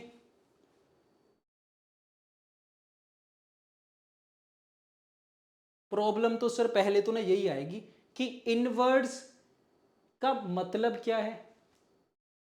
जब तक मैं डायग्राम नहीं बनाऊंगा समझ में नहीं आएगा लाइन कहां जा रही है, नीचे जा रही है, ऊपर जा रही है, लेफ्ट जा रही है, राइट जा रही है। और फाइनली भी क्या पूछा गया, ऐसी लाइन जो ओरिजिन के नियरेस्ट है। तो जब तक डायग्राम नहीं बनाएंगे पता नहीं चलेगा कौन सी नियरेस्ट है। अगर पता नहीं चलेगा तो मुझे क्या करना पड़ेगा ना कि तीनों साइड्स की इक्वेशन फाइंड करनी पड़ेगी बैठ के, और फिर तीनों का मैं बैठ के परपेंडिकुलर डिस्टेंस फाइंड करूंगा ओरिजिन से, तो बड़ा लेंथी हो जाएगा। तो पहला काम हमेशा मैं यही करूंगा, एक रफ डायग्राम बनाऊंगा, थोड़ी क्लैरिटी आएगी कि भाई क्या सिचुएशन चल रही है। तो ट्राई करते हैं डायग्राम बनाने की, देखो ध्यान से एक बार। इसको मैं इरेज कर रहा हूं, यहां पे बनाते हैं एक रफ डायग्राम, लेट अस सी। ये बन गई है हमारी कोऑर्डिनेट एक्सिस। ए पॉइंट है -1,3, तो let us say this is the point A. B point is -2,2, इस तरफ चले जाएंगे, थोड़ा नीचे चले जाएंगे, so this is point B -2,2। And C point 3,-1 third quadrant में चले गए हैं, तो मान लेते हैं this is the point C. तो जो ट्राइंगल हमारी बन रही है वो कैसी बन रही है, something like this. This is the original triangle ABC, ऐसा कुछ बन रहा है, राइट? सही बात है। तो एक रफ आइडिया से मैंने बना लिए पॉइंट्स लेके, एबीसी ट्राइंगल बन गई। ये रहा हमारा ओरिजिन। अब देखो, अब थोड़ा थोड़ा आइडिया लग रहा है कि सर इनवर्ड्स जब मैं ए सी को शिफ्ट करूंगा ना तो वो नीचे की तरफ आएगी, ए बी को शिफ्ट करेंगे नीचे आएगी, बी सी को शिफ्ट करेंगे ऊपर जाएगी। ये हमारी नई ट्राइंगल है आफ्टर द शिफ्टिंग। अब पहले तो डायग्राम को देख के बताओ, लग रहा है आइडिया? तीनों में से कौन सी ऐसी साइड है जो नियरेस्ट टू द ओरिजिन होगी? तो ऐसे तो सर नहीं आइडिया लग रहा। अब कुछ लोग बोलेंगे ना कि सर डेफिनेटली ना ये वाली ऊपर वाली तो नहीं हो सकती, या तो नीचे वाली होगी या इस साइड वाली होगी। बट ये भी कहना गलत है। तुम्हें क्या पता नीचे वाली साइड कौन सी है? क्या ये बीसी को ऊपर शिफ्ट करके आई है, बीसी वाली साइड है, या फिर क्या पता तुमने एसी को जब नीचे शिफ्ट करा 1 यूनिट वही नीचे चली गई हो, बीसी को जब तुमने ऊपर शिफ्ट करा 1 यूनिट वो ऊपर चली गई हो। तो अभी तो ना हम ये भी नहीं बता पा रहे कि भाई नीचे वाली लाइन कौन सी है, एसी की नई वाली लाइन है या बीसी की नई वाली लाइन है। तो फिर से सेम प्रॉब्लम आ गई है, पता ही नहीं चल पा रहा कौन सी साइड है जो नियरेस्ट है, किसकी इक्वेशन फाइंड करें। तो अगेन एक मेथड तो दिमाग में यही आएगा कि सर तीनों साइड्स की इक्वेशन फाइंड कर लेते हैं, चेक कर लेंगे कौन सा आंसर सही आएगा, कौन सा नियरेस्ट आएगा। बट स्मार्ट तरीका क्या है, एग्जाम में अगर मैं सोच पाया तो मेरा काम आसान हो जाएगा। स्मार्ट तरीका है कि सर क्यों ना ओरिजिनल साइड्स की इक्वेशन फाइंड कर ले, नए वाली की तो फाइंड करने में टाइम लग जाएगा, ओरिजिनल वाली फाइंड कर सकता हूं मैं इजीली। तो क्या करते हैं, ओरिजिनल वाली साइड्स की इक्वेशन फाइंड कर लेते हैं, और अगर उनकी इक्वेशंस आ गई तो ओरिजिन से परपेंडिकुलर डिस्टेंस भी आ जाएगा। और अगर ओरिजिन से परपेंडिकुलर डिस्टेंस आ गया ओरिजिनल वाली साइड्स का, तो आफ्टर शिफ्टिंग क्या होगा वो भी समझ में आ जाएगा मुझे। कि अगर ए बी का ए सी का डिस्टेंस 5 था मान लो पहले ओरिजिन से, जब मैंने उसको नीचे शिफ्ट करा तो बाद में कितना बचा होगा, 4 बचा होगा। तो ये काम आसान लग रहा है। ओरिजिनल वाली साइड्स की इक्वेशन फाइंड करते हैं, उसके परपेंडिकुलर डिस्टेंस फाइंड कर लेंगे तो पता चल जाएगा नई वाली साइड्स के परपेंडिकुलर डिस्टेंस क्या है, जिसका सबसे कम होगा उसकी इक्वेशन फाइंड कर लेंगे, दैट्स इट। तो ये स्मार्ट तरीका है करने का। अब इसमें भी कैलकुलेशन तो बनेगी बट करना पड़ेगा, और कोई ऑप्शन नहीं है, करो जल्दी से। तीनों साइड्स की इक्वेशन फाइंड कर लेते हैं। ए बी की इक्वेशन चेक करो क्या आएगी, कैलकुलेशन बनेगी, करना ध्यान से। कर सकते हैं, 2 पॉइंट्स हैं सर, बट देख के पता चल रहा है y minus x is equal to 4 satisfy हो रहा है इसमें, तो दोनों को सब्ट्रैक्ट करेंगे 4 आएगा। तो ए बी की इक्वेशन तो मैं डायरेक्टली लिख रहा हूं, ठीक बात है। ए सी की इक्वेशन भी डायरेक्टली समझ में आ रही है कि सर इन दोनों का सम भी 2 है, इन दोनों का सम भी 2 है, तो ए सी की इक्वेशन भी x plus y is equal to 2 आ जाएगी डायरेक्टली। बी सी की इक्वेशन चेक करो, डायरेक्टली पता चल रही है क्या? बी सी का तो सर नहीं पता चल रहा, तो ये फाइंड कर लेते हैं प्रॉपर तरीके से। y minus y one is equal to m into x minus x one, ये y1 हो गया। स्लोप कितने चेक करो, 3 अपॉन माइनस 5 है into x minus x one, ये चीज है। कितना बन गया ये, 5y plus 5 is equal to minus 3x plus 9। So the equation is 3x plus 5y is equal to 4। तीनों साइड्स की इक्वेशन मेरे पास आ चुकी है, ए बी ए सी और बी सी। एक बार वेरीफाई कर लिए करो जल्दी से पॉइंट्स डाल के। 9 माइनस 5 4 सही बात है सर, माइनस 6 प्लस 10 सही बात है, तीनों की इक्वेशन आ गई। अब क्या करो, तीनों का ओरिजिन से परपेंडिकुलर डिस्टेंस फाइंड कर लो। तो इसका परपेंडिकुलर डिस्टेंस कितना आएगा ओरिजिन से, फॉर्मूला पता है हमें, x की जगह 0 y की जगह 0, माइनस 4 आ गया, मॉडुलस लेंगे तो 4 बाई रूट 2 आ गया। कितना बन गया ये, 2 रूट 2 बन गया। इसका परपेंडिकुलर डिस्टेंस 0,0 करेंगे, 2 बाई रूट 2 रूट 2 आ गया। इसका परपेंडिकुलर डिस्टेंस कितना आएगा, 4 by under root of 25 plus 9 ना, 34 आ रहे something, 4 by under root of 34। ये परपेंडिकुलर डिस्टेंसेस आ गए हैं ओरिजिनल वाली साइड्स के। अब सोच के देखो, आफ्टर शिफ्टिंग उनके perpendicular distances from the origin क्या क्या होंगे। ए बी वाली साइड थी, ये रही ए बी, इसको जब मैं अंदर की तरफ शिफ्ट करूंगा ओरिजिन से डिस्टेंस क्या होगा, कम होगा या ज्यादा होगा, कम होगा सर। तो जो नया डिस्टेंस होगा ना, दूसरे कलर से लिख देते हैं, तो आफ्टर शिफ्टिंग जो नया परपेंडिकुलर डिस्टेंस होगा कम हो गया, 2 रूट 2 माइनस 1 हो गया। ए सी का चेक करो, ए सी नीचे की तरफ आई थी, ओरिजिन की तरफ शिफ्ट करा था, तो अगर पहले रूट 2 था, अब कितना हो गया, रूट 2 माइनस 1 हो गया। एंड फाइनली बीसी वाली के साथ क्या हुआ, बीसी वाली को तो सर हमने ना दूसरी तरफ शिफ्ट करा है ओरिजिन के, तो डिस्टेंस इंक्रीज हो गया होगा। तो इसका परपेंडिकुलर डिस्टेंस कितना हो गया, 4 by root 44 34 plus 1। These are the perpendicular distances of the new sides from the origin। हमें नियरेस्ट चाहिए था, देख के बता दो तीनों में से मिनिमम डिस्टेंस कौन सा है। ये तो नहीं है सर, 1 से बड़ा है ये तो, इन दोनों में से पता है this is the least distance. बात बन गई सर, आइडेंटिफाई तो कर लिया हमने कि कौन सी नियरेस्ट होगी, कौन सी है, A C after shifting, yes. तो अगर ये ए सी थी, this will be A C dash, after shifting ये नीचे आ गई है, बी सी वाली ऊपर चली गई। अब बता दो मुझे इसकी इक्वेशन फाइंड करनी है, कैसे करेंगे। अब तो हो ही जाएगा सर, ए सी डैश जो होगी ना वो ए सी के पैरेलल होगी, और दोनों के बीच में परपेंडिकुलर डिस्टेंस कितना, 1 यूनिट है, 1 यूनिट शिफ्ट करा गया था, तो बन गई बात। तो क्या करें, हमें पता है कि सर जो ए सी डैश की इक्वेशन आएगी कैसी आएगी, पैरेलल आएगी ए सी के, that means x plus y is equal to k type की होगी।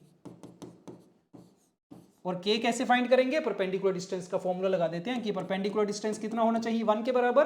तो दोनों के बीच में परपेंडिकुलर डिस्टेंस क्या फॉर्मूला था कि सर दो पैरेलल लाइंस है, परपेंडिकुलर डिस्टेंस का फॉर्मूला है c1 minus c2 upon under root of a square plus b square, modulus के साथ। फिर से डिस्टेंस आ गया, मॉडुलस लगाना याद रखना, क्या आ गया, k minus 2 is equal to 2 root 2 plus minus root 2 sorry, so k की वैल्यू आ गई है 2 प्लस रूट 2 और माइनस रूट 2। दैट मीन्स दो पॉसिबल इक्वेशंस आ गई मेरे पास, x plus y minus k ये वाली, या फिर x plus y minus this. अब देख के फिर से बताना पड़ेगा दोनों में से सही आंसर कौन सा है, क्योंकि हमने क्या करा है, AC के पैरेलल ली है, 1 यूनिट का डिस्टेंस लगाया, तो ऐसी तो एक लाइन ऊपर की तरफ भी होगी ना, इसीलिए दो आंसर्स आ रहे हैं। तो सही कौन सा है, कैसे चेक कर रहे हैं, चाहो तो चेक कर लो कि किसका ओरिजिन से परपेंडिकुलर डिस्टेंस √2 - 1 के बराबर आ रहा है, वहां से पता चल जाएगा। तो इसका ओरिजिन से डिस्टेंस कितना आएगा, √2 - 2, हाँ जी इसका आ जाएगा, this will be the correct answer. Verify कर सकते हैं कि perpendicular distance from the origin कितना आ रहा है, √2 - 1 इसी केस में आ रहा है, इसका नहीं आएगा, इसका ज्यादा आएगा। सो this is my final answer जो मुझसे पूछा गया था, x + y - 2 + √2 = 0। शायद ऑप्शन 3 करेक्ट हो रहा है। यस, तो छूट गए हैं पसीने सोल्व करते हुए। तो बड़ा ज्यादा डिफरेंट टाइप का क्वेश्चन था, ऐसा कभी क्वेश्चन पूछा नहीं गया है। डन, बट थोड़ा मुझे आइडिया लग गया कि सोचना कैसे है इसको, एक बार फिर से देख लेना, रिवाइज कर लेना। Okay done. Coming to the next question, a ray of light. Ray of light जब भी मैं देखता हूं तो एक उम्मीद की किरण आ जाती है। रे ऑफ लाइट क्वेश्चंस वाले क्वेश्चंस को सोल्व करना बड़ा ज्यादा इजी है। और देखो एक बार ना कंसेप्ट डिस्कस कर लेते हैं जल्दी से। रे ऑफ लाइट का जब भी क्वेश्चन आएगा कैसे सोल्व करेंगे, पता है हमें काफी कॉमन क्वेश्चंस होते हैं कि सर एक रे ऑफ लाइट आ रही है, इंसिडेंट रे आ रही है, कहीं पे स्ट्राइक करी और रिफ्लेक्ट कर गई। यस, तो जब भी ऐसी सिचुएशन आएगी हमेशा एक ही तरीके से सोल्व करूंगा मैं, देखो कैसे। तो मान लो ये हमारी मिरर वाली लाइन है जहां से रिफ्लेक्शन हो रही है, यहां से इंसिडेंट रे आई, स्ट्राइक कर गई, पॉइंट ए पे कर गई मान लो, और रिफ्लेक्ट कर गई, ये सिचुएशन है। यस, अब डाटा कौन सा गिवन है क्वेश्चन में वो मैटर नहीं करता, कुछ भी गिवन हो सकता है, बट मैं हमेशा कौन सा मेथड यूज करूंगा ना ऐसे क्वेश्चंस को करने के लिए। हम क्या करेंगे, एक तरीका तो देखो मुझे पता है क्या होता है, सबको पता है कि sir angle of incidence is equal to angle of reflection होता है, tan थीटा इक्वेट कर सकते हैं, एक तो ये तरीका है। बट इसमें कई बार कंफ्यूजन हो जाती है, तो इसको नहीं फॉलो करूंगा मैं। हम क्या करेंगे ना, इंसिडेंट रे के ऊपर कोई एक पॉइंट ले लिया करो हमेशा, take any point P on the incident ray. कई बार आपको गिवन होगा, कई बार इंसिडेंट रे की इक्वेशन गिवन होगी, वहां से एक पॉइंट निकाल लेंगे, पॉइंट पी ले लेंगे, और फिर क्या करेंगे, इस पॉइंट की मिरर इमेज ली जाएगी इस लाइन के अंदर। तो अगर लाइन की इक्वेशन हमें गिवन है, मिरर इमेज हमें फाइंड करनी आती है, so I will take the mirror image in the line, P dash आ गया। और ये जो पी डैश है ये इस रिफ्लेक्टेड रे के ऊपर ही तो लाई करेगा, ये कंसेप्ट यूज करूंगा मैं हमेशा कि भाई इंसिडेंट रे के ऊपर एक पॉइंट लिया, रिफ्लेक्शन ले ली, पी डैश आ गया, पी डैश हमेशा रिफ्लेक्टेड रे के ऊपर लाई करेगा, इस कंसेप्ट को यूज करा जाएगा, सारे क्वेश्चन सोल्व हो जाएंगे आपके। अगर बाई चांस कोई क्वेश्चन ऐसा आ गया जिसमें पी पॉइंट लेना पॉसिबल नहीं है, पॉइंट भी गिवन नहीं है, इक्वेशन भी गिवन नहीं है, उसमें रिफ्लेक्टेड रे की इक्वेशन गिवन होगी, तो उसमें ये काम रिफ्लेक्टेड रे के लिए कर लेंगे कि सर एक पॉइंट ले लेंगे, इमेज ले लेंगे, वो वाला जो पॉइंट आएगा इंसिडेंट के रे के ऊपर लाई करेगा, एक ही बात है वो। तो ठीक है, अब क्वेश्चन को ट्राई करते हैं, आइडिया लग गया हमें क्या करना होता है। A ray of light coming from the point P gets reflected from the point Q on the x axis. तो जो मिरर वाली लाइन दे रखी है वो तो एक्स एक्सिस ही दे रखी है, काम और भी आसान हो जाएगा शायद फिर तो। पॉइंट पी से आ रही है, ये मान लो पॉइंट पी है 1,2, gets reflected from the point Q, ये वाला पॉइंट क्यू है, and then passes through the point R 4,3। if the point S is such that PQRS is a parallelogram। Parallelogram को देख के भी आइडिया लग जाता है कि सर जब भी पैरेललोग्राम की कंडीशन आती है हमेशा कौन सा कंसेप्ट यूज करते हैं, डायगोनल्स बाइसेक्ट ईच अदर। दोनों डायगोनल का जो मिड पॉइंट होगा वो सेम होगा, हमेशा वही यूज करना है और कुछ नहीं सोचना दिमाग में। तो ठीक है, एक पैरेललोग्राम बनाना है PQRS, तो मान लो यहां पे कहीं पे पॉइंट S है, दिस इज अ पैरेललोग्राम, ठीक बात है। देन एच के स्क्वायर इज इक्वल टू, तो एस के कोऑर्डिनेट्स फाइंड करने हो जाएगा सर बड़े आराम से। क्या करेंगे, पहले रिफ्लेक्शन वाला कंसेप्ट यूज करके क्यू वाला पॉइंट आ जाएगा, एक बार अगर क्यू पॉइंट आ गया तो पैरेललोग्राम की कंडीशन लगा के एस वाला पॉइंट भी आ जाएगा, एस आ गया तो एच और के की वैल्यू पता चल जाएगी। डन हो जाएगा, कर दे। क्या सीखा था, इंसिडेंट रे के ऊपर पॉइंट लेना होता है, दे रखा है मुझे, इसकी रिफ्लेक्शन ले लेंगे सर एक्स एक्सिस के अंदर, बता सकते हो क्या आएगी। अब वैसे तो मेरे पास एक फॉर्मूला भी होता है बड़ा सा इमेज के लिए, वो भी एक बार रिवाइज कर लेते हैं जल्दी से। क्या फॉर्मूला था, x2 - x1 by a, y2 - y1 by b is equal to -2 times ax1 + by1 + c upon a² + b²। तो चाहो तो ये फॉर्मूला यूज कर लो, बट मुझे पता है कि ये तो ना स्पेशल केस है, एक्स एक्सिस दे रखी है, फॉर्मूला की जरूरत ही नहीं है। 1,2 को एक्स एक्सिस में मिरर इमेज लेंगे तो सिमेट्री से पता चल रहा है 1, -2 आ जाएगा। अब क्या करना होता है, ये वाला पॉइंट रिफ्लेक्टेड रे के ऊपर लाई करवाना होता है, और क्यू पॉइंट मुझे पता है एक्स एक्सिस के ऊपर है, इसके कोऑर्डिनेट्स कैसे होंगे, α, 0 टाइप के। तो बता दो, can we find alpha from here, इसकी हेल्प से अल्फा फाइंड कर सकते हैं क्या? हाँ जी सर, आ जाएगा। करना क्या है, तीनों पॉइंट्स को कोलिनियर ही तो करवाना है। So P dash Q and R should be collinear. Collinearity की कंडीशन लगा दूंगा मैं, अल्फा की वैल्यू आ जाएगी। कोलिनियरिटी की कंडीशन लगानी आती है हमें। या तो मैं लाइन की इक्वेशन लिख लूंगा, पी डैश पता है, आर पता है, क्यू पुट कर देंगे उसमें। या फिर मैंने क्या सीखा था, जब भी कोलिनियरिटी आती है स्लोप का यूज करते हैं। तो पी डैश आर का जो स्लोप होगा वो सेम होगा पी डैश क्यू के स्लोप के साथ। दोनों स्लोप्स को इक्वेट कर दो, अल्फा की वैल्यू आ जाएगी। करो, पी डैश आर कितना 5/3, पी डैश क्यू का स्लोप कितना 2/α-1, आ गया अल्फा। कितना आ रहा है चेक करो। So α-1 is equal to 6/5, that means alpha is equal to 11/5। Alpha आ गया, तो क्यू के कोऑर्डिनेट्स आ गए 11/5,0। अब क्या करना था, पैरेललोग्राम की कंडीशन लगानी थी। तो सर पी आर का मिड पॉइंट और क्यू एस का मिड पॉइंट सेम होंगे, पॉइंट ओ मान लेते हैं। यस, तो कर दो। So mid point of P R should be same as mid point of Q S. यहां से एच और के आ जाना चाहिए। सो पी आर का मिड पॉइंट कितना है, 5/2 एंड 5/2। कैलकुलेशन देखते जाना खुद से एक बार। क्यू एस का मिड पॉइंट क्या आएगा, 11/5 plus h/2 and k/2। Equate करो। So 11/5 plus h is equal to 5 and k is equal to 5। h की वैल्यू कितनी आ गई है, 14/5 आ गई है, k इज इक्वल टू 5 आ गया। Yes, h is 14/5, k is equal to 5। क्या पूछा गया था, h इंटू के स्क्वायर पूछा गया था, क्या आ गया। So h into k square is 14/5 into 25, 70 would be the answer. So दो कंसेप्ट को मिक्स करके पूछा गया था, क्वेश्चन आसान था। रिफ्लेक्शन वाला कंसेप्ट था और पैरेललोग्राम का कंसेप्ट था, दोनों को मिक्स कर दिया बस, और कुछ भी नहीं था। डन, ठीक बात है। Coming to the next question. In a triangle ABC, suppose y is equal to x is the equation of the angle bisector. Angle bisector आ गए sir. And the equation of the side AC is this. एक diagram बनाते हैं, A, B and C। क्या given है, y is equal to x is the equation of the angle bisector। तो B का जो angle bisector है वो y is equal to x है। And the equation of the side AC, AC की equation भी गिवन है। If 2 times AB is equal to BC, कुछ कुछ आइडिया लग रहा है, याद करो क्या दे रखा है मुझे, AB और BC के ना रेशो दे रखी है सर। याद आया कुछ, ये तो हमने वेक्टर्स में भी डिस्कस करा था कि इस पॉइंट से अगर एंगल बाइसेक्टर बनाया गया तो मेरे पास एक चीज क्या होती है, एंगल बाइसेक्टर थ्योरम होती है। क्या होती थी एंगल बाइसेक्टर थ्योरम, याद करो। 3D में भी ऐसे क्वेश्चंस आते हैं, वेक्टर्स में भी ऐसे क्वेश्चन आते हैं, स्ट्रेट लाइन में भी आ गया अब ये। तो अगर B पॉइंट से एंगल बाइसेक्टर बनाया गया तो B से जाने वाली जो साइड्स होती है ना, AB और BC, इसकी रेशो किसके बराबर होती है, इसको अगर नाम दे दें D, तो AD/DC के बराबर होती है। तो ये एक चीज मेरे दिमाग में आ जानी चाहिए जैसे मैं एंगल बाइसेक्टर देखता हूं। ठीक है, तो इसमें डायरेक्टली दे रखे AB/BC, तो दैट मीन्स मुझे AD और DC की रेशो पता चल गई। So this ratio is 1:2। और अगर रेशियो आ गई तो काफी चांसेस है कि सेक्शन फॉर्मूला का यूज करने के लिए बोला जाएगा हमसे। ठीक है, आगे देखते हैं और क्या गिवन था।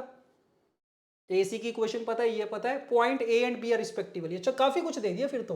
A पॉइंट है 4,6, B पॉइंट है α, β। पूछा क्या गया, α+2 बीटा पूछा गया। बताओ देख के, how to find alpha and beta. पहली चीज तो सर कि α, बीटा ना y is equal to x के ऊपर है, तो ऐसे कंफ्यूज कर रहे हैं बिना बात के। ये अगर मैं इसके ऊपर लाई करवाऊंगा तो अल्फा और बीटा तो दोनों बराबर ही आएंगे, तो अल्फा अल्फा ही मान लेता हूं मैं। तो एक ही वेरिएबल है, दो वेरिएबल नहीं है, सिर्फ अल्फा फाइंड करना है, बी के कोऑर्डिनेट्स आ जाएंगे, अल्फा भी आ जाएगा, बीटा भी आ जाएगा। अब ये अल्फा कैसे फाइंड करें। अच्छा, एक चीज और पता चल गई कि सर ये लाइन की इक्वेशन है, ये लाइन की इक्वेशन है, दोनों का इंटरसेक्शन पॉइंट डी तो आ ही जाएगा मेरे पास। और अगर डी आ गया तो सेक्शन फॉर्मूला से सी भी आ जाएगा, तो सी पॉइंट भी फाइंड करना मेरे लिए पॉसिबल है, ये भी मुझे समझ में आ रहा है। यस, ठीक है, करें क्या, करते हैं। चलो डी के कोऑर्डिनेट्स देखो क्या आएंगे। सिंपली क्या करो, x is equal to y यहां पे पुट कर दो, तो x की वैल्यू 2 आ गई है, y भी 2 आ गया, सही बात है। सेक्शन फॉर्मूला भी लगा दें क्या? लगा देते हैं। क्या बनेगा? तो या तो x कोमा वाई मान के h कोमा के मान के लगा दो, या फिर एक फैंसी तरीका क्या होता है लगाने का कि सर d क्या होगा ना 1 इंटू सी प्लस 2 इंटू ए अपॉन 3 ऐसे हो जाएगा। तो ये फैंसी तरीका है लगाने का, सेम ही चीज़ है। 3d माइनस 2a आ जाएगा सी के कोऑर्डिनेट्स। तो क्या आ गया 3 इंटू डी 6 माइनस 8 माइनस 2 आया। Again 3 into D minus 2 into A, तो 6 माइनस 12 माइनस 6 मैच कर लेना एक बार, सही है क्या? माइनस 2 माइनस 6 आ गया, सी के कोऑर्डिनेट्स आ गए। अब बताओ क्या करें?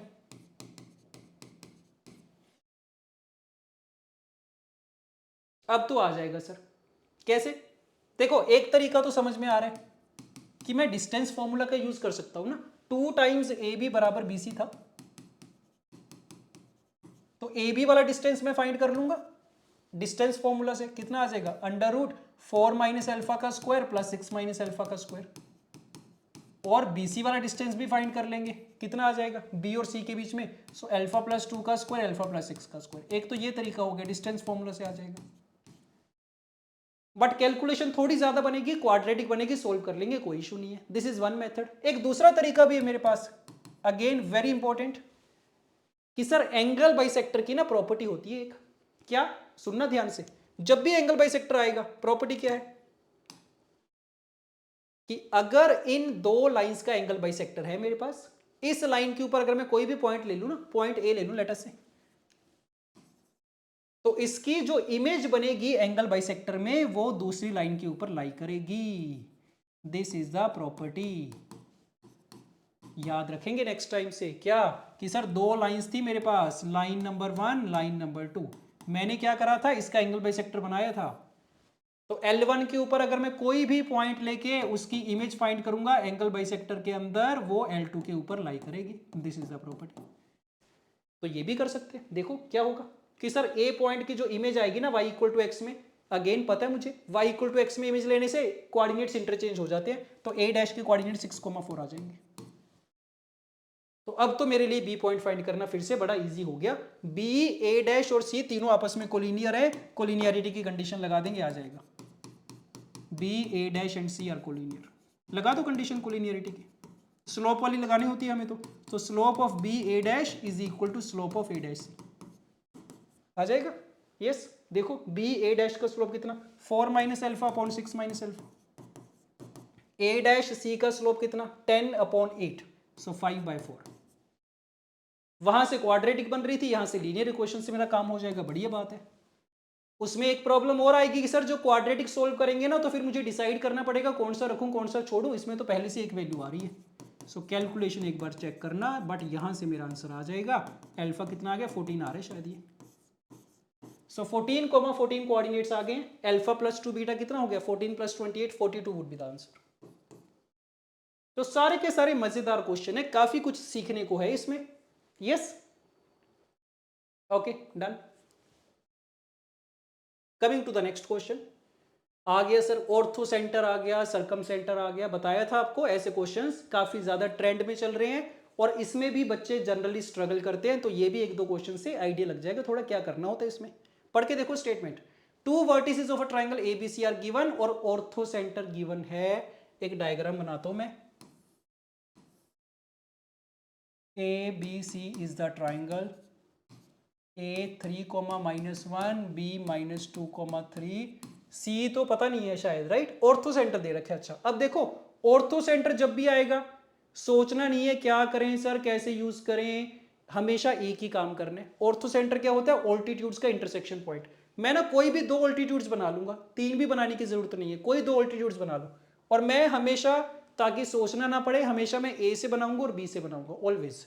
तो ए से मैंने एक ऑल्टीट्यूड बना लिया, बी से बना लिया, ये बन गया हमारा ऑर्थो सेंटर पी 1,1।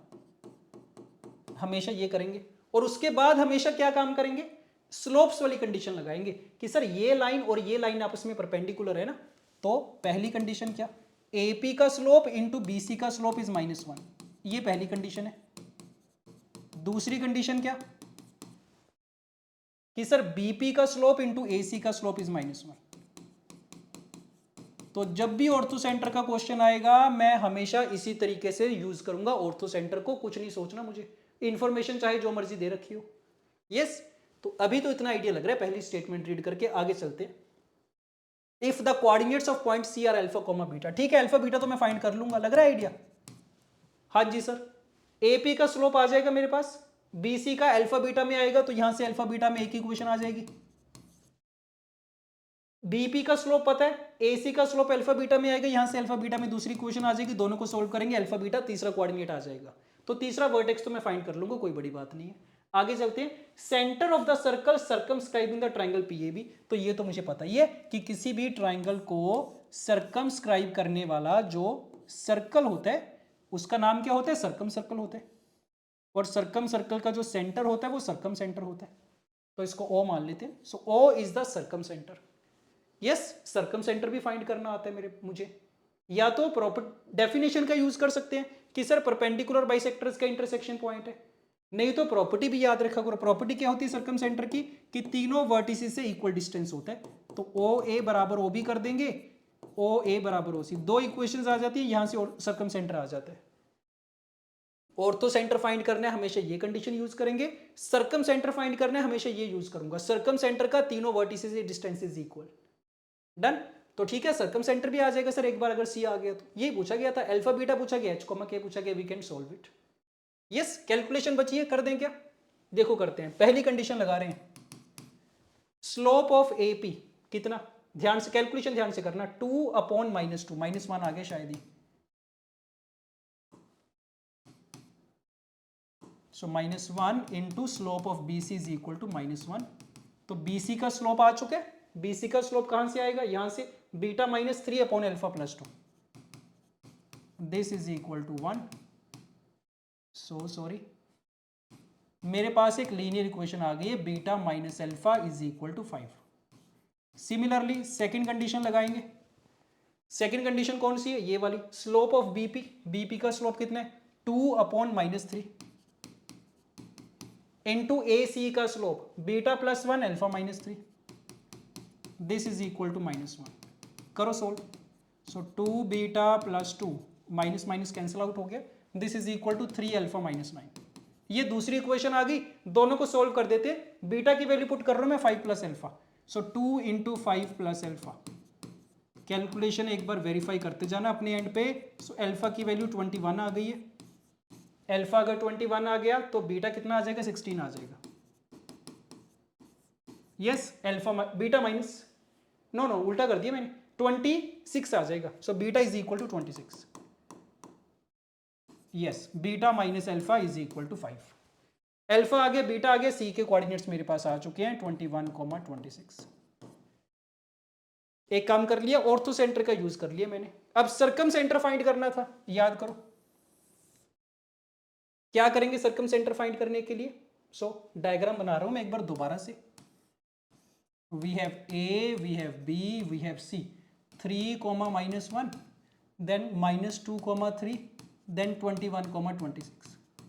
सो अगर O is the circumcentre ना, क्या करेंगे? दो तरीके, वैसे तो डेफिनेशन का भी यूज कर सकते हैं, परपेंडिकुलर बाइसेक्टर का स्लोप देख लेंगे, उनको इक्वेट कर देंगे m1 m2 इक्वल टू -1 से अगेन, या फिर प्रॉपर्टी सीखी थी हमने कि सर O के कोऑर्डिनेट्स क्या दे रखे हैं ना मुझे, h, के, तो देखो क्या करना है, OA बराबर OC करेंगे डिस्टेंस फॉर्मूला से, h और k में एक इक्वेशन आ जाएगी, OA बराबर OB करेंगे, दूसरी इक्वेशन आ जाएगी, दोनों को सॉल्व कर लेंगे, h आ जाएगा, k आ जाएगा।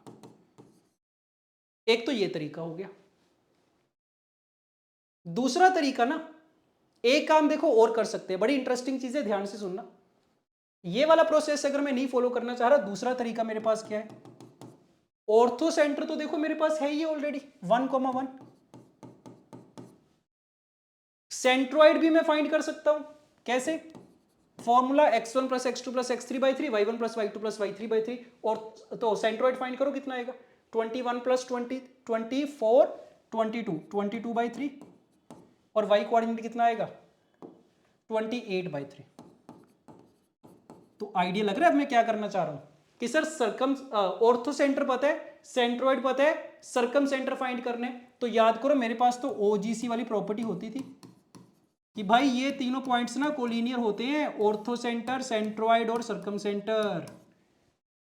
यस, और ये सेंट्रोइड 2:1 की रेशियो में डिवाइड करता है, तो यहां से भी तो फाइंड कर लूंगा मैं इस केस में। ओजीसी की जगह ऑर्थो सेंटर का नाम हमने क्या रखा हुआ है, पी, और सर्कम सेंटर का नाम हमने ओ रखा है। तो बस हो गया काम, वैल्यूज पुट कर दो। This is 1,1, this is 22/3, 28/3। Circum centre हमें फाइंड करना है, एच कोमा के कर देंगे, लगा दो सेक्शन फॉर्मूला लगा दो। So 22/3 is equal to 2h plus 1/3 and 28/3 is equal to 2k plus 1/3। So 3 cancel out, 2h is equal to 21 and 2k is equal to 27, ऐसा कुछ आ रहा है। h is equal to 21/2 and k is equal to 27/2। Again calculation check करना एक बार।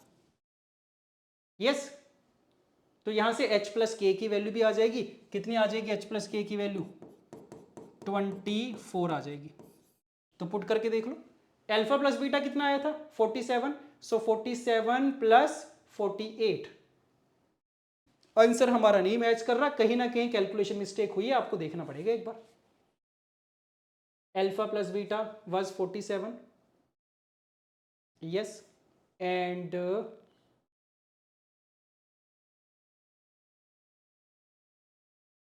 h plus k is 24। So 48 plus 47, 95 बन रहा है हमारा तो ना। आंसर एक बार चेक करना प्लीज। यस, और बता ही दो मुझे, अगर किसी का आ गया तो एक बार चैट में बता दो, चेक कर लेंगे, वेरीफाई कर लेंगे। डन। तो मेथड हमें क्लियर है कि सर ऑर्थो सेंटर जब भी आएगा ये दो कंडीशंस यूज करूंगा, सर्कम सेंटर जब भी पूछा जाएगा इस प्रॉपर्टी का यूज कर लेंगे, ओ ए बराबर ओ बी, ओ बी बराबर ओ सी। बट क्योंकि इस केस में मेरे पास एडवांटेज थी कि मेरे पास ऑर्थो सेंटर ऑलरेडी था, सेंट्रोइड तो मैं फाइंड कर देना जानते ही ऑलरेडी, तो ओजीसी प्रॉपर्टी का यूज करने का भी मेरे पास ऑप्शन था।